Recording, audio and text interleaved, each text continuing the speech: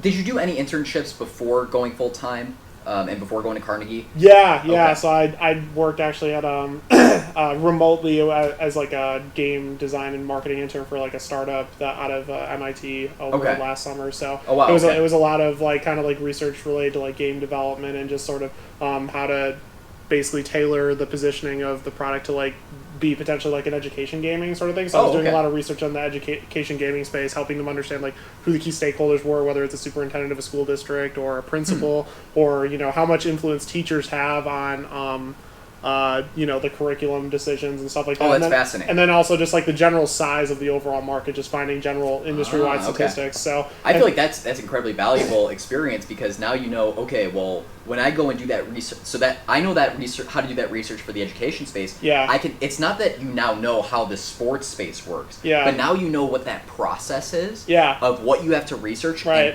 And why it's important. Right. To understand now how to apply that same process to sports marketing. Yeah. Which then gives you a unique advantage to all of your peers and all the people who are competing with you for the same positions or the same opportunities.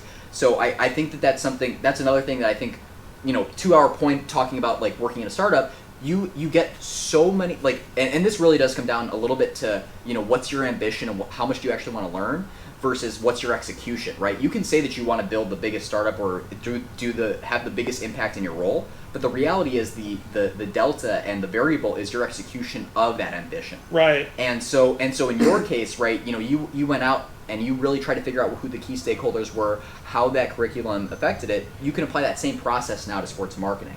Yeah.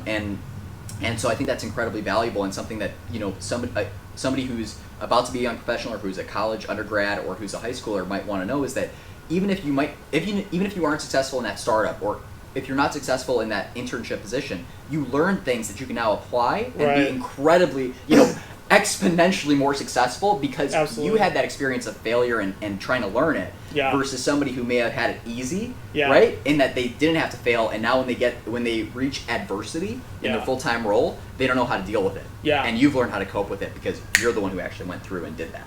Back in the internship. Yeah. Not only that too, like in my grad program too, with just working with people from different backgrounds and on like similar projects where it's essentially a startup type environment. You're trying to build something from the ground up over the course of a semester. You really do have to kind of like the biggest thing too, especially in a startup environment, is just being able to work with people who think differently from you and just kind of trying to work through those struggles. It's definitely something that like I came to appreciate over the last essentially year, just between that internship and through grad school, just sort of pushing through all those challenges of trying to make something cool and innovative. You hear all the buzzwords and everything, like when something's successful, but until you're living the day to day of like what it's like to be just trying to like build something, it's really hard, and you only hear the success stories.